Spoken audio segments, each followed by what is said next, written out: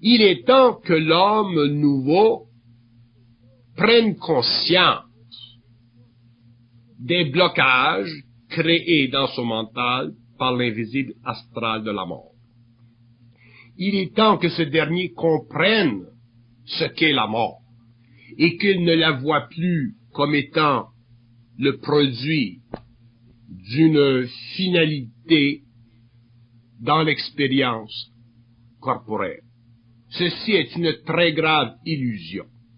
La conscience de l'homme doit et devra se perpétuer au-delà de l'activité du corps matériel, et l'homme devra découvrir que la relation entre la vie sur le plan matériel et la vie dans les terres est une relation extrêmement étroite qui le soustrait complètement de l'expérience évolutive de la mort.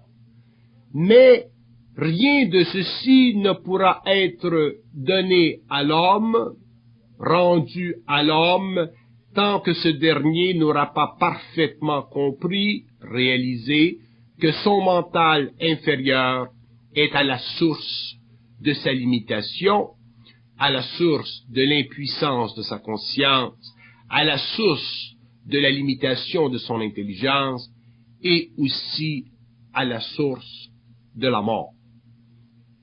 Les circuits universels font partie de l'organisation systémique de la création.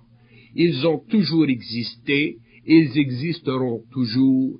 La communication entre les plans est un ordre naturel, mais cet ordre a été dévisagé, défiguré par les entités qui font partie du monde de la mort et qui exercent sur l'homme une totale domination à travers la coloration de sa pensée subjective.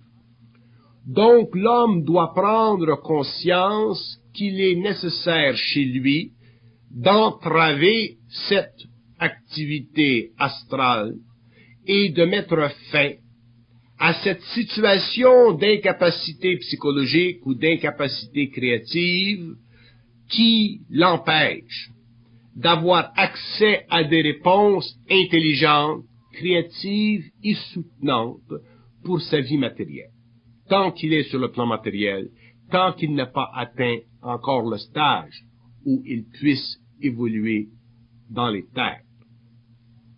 Les pensées subjectives de l'homme doivent être amenées à être dépassées par sa conscience nouvelle.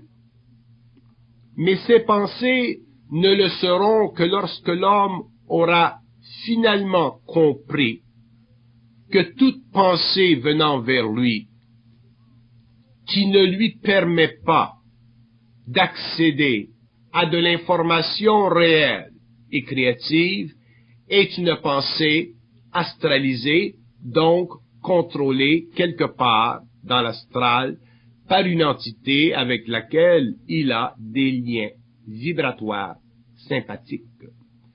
Donc, que ces entités soient de haut ou de bas niveau, c'est absolument sans importance.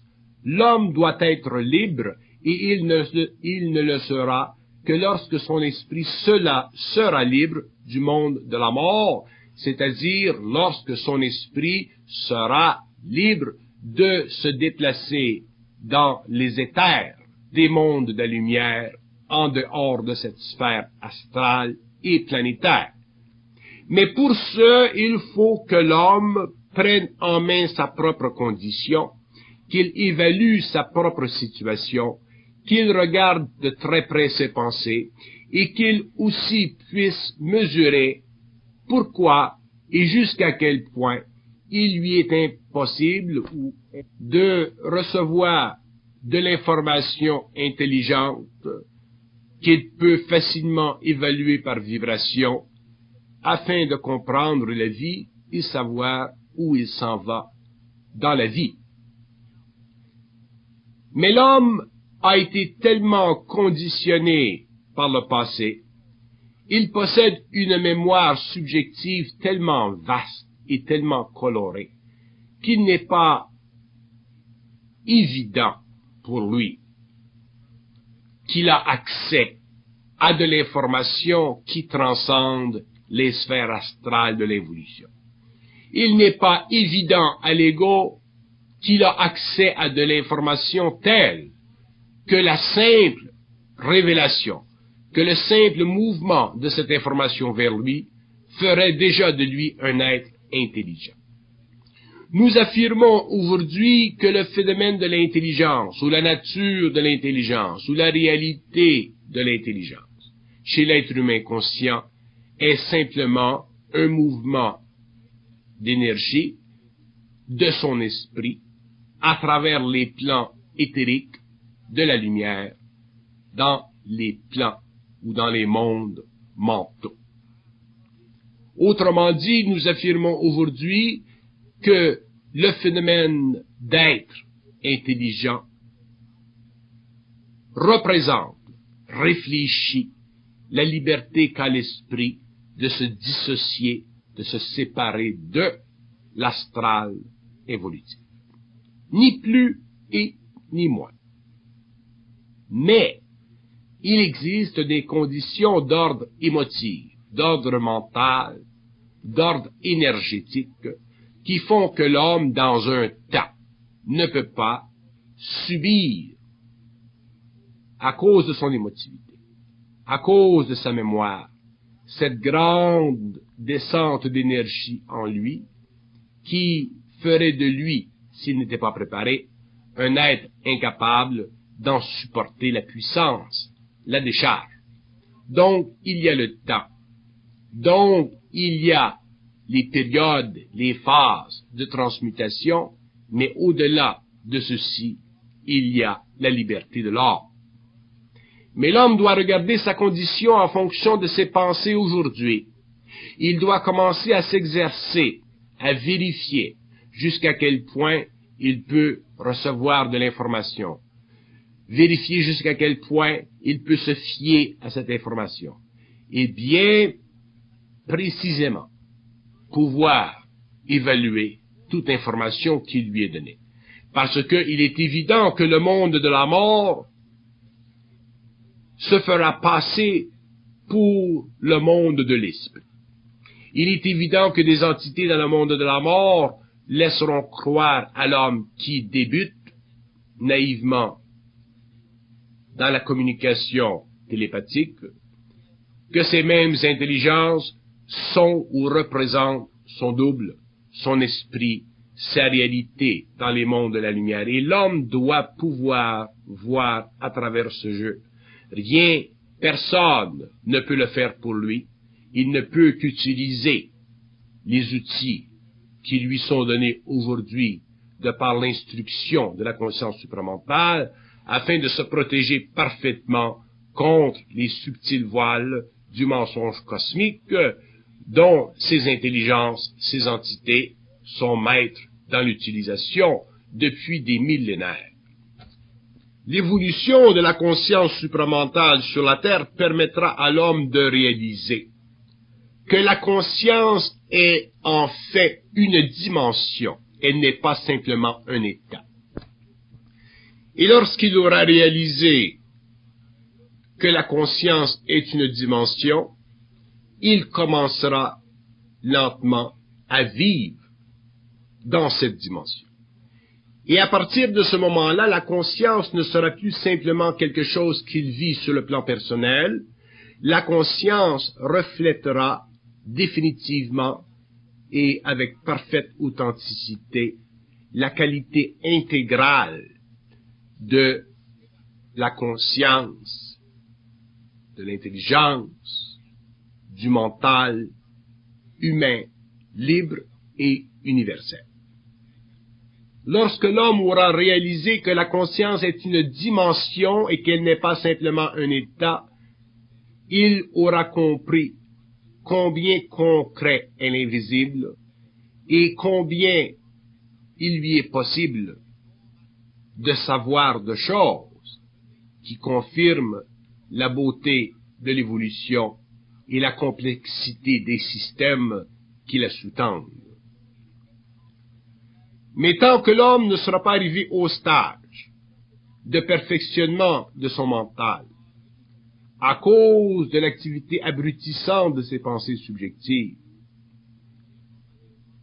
il ne pourra pas bénéficier de ce qu'il sait en esprit, de ce qu'il est en esprit et de ce qu'il peut faire en esprit. Donc, il ne pourra pas bénéficier sur le plan humain de la mobilité de sa conscience, c'est-à-dire de la capacité de sa conscience de se décorporaliser pour entrer en mouvement dans des mondes parallèles où existent de fantastiques niveaux d'évolution de vie et de civilisation.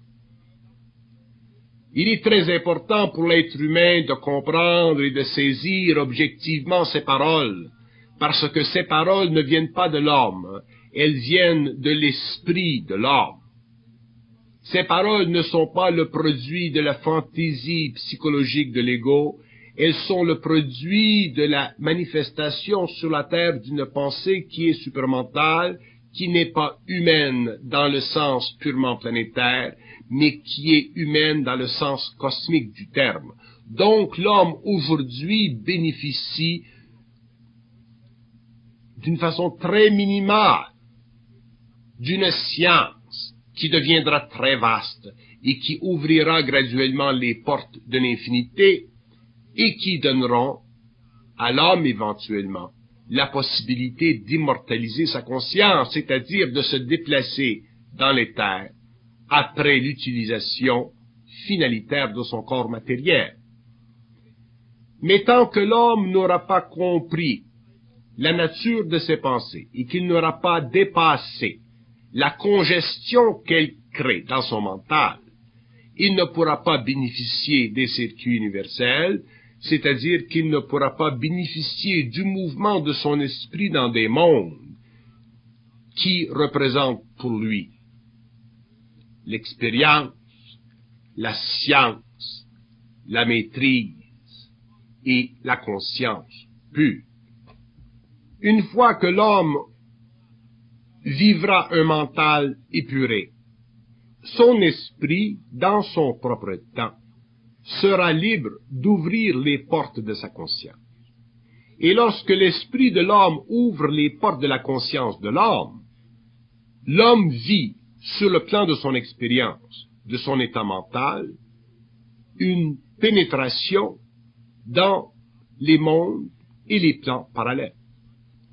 Lorsque l'esprit ouvre à l'homme les portes de sa conscience, l'homme voit, l'homme pénètre, l'homme rencontre, et l'homme se dissocie totalement de l'ignorance infâme de l'involution, et il commence à comprendre l'infinité de la vie, c'est-à-dire les mystères qui ont toujours été pour lui la porte close qu'il croyait découvrir ou pouvoir découvrir au-delà de la vie matérielle.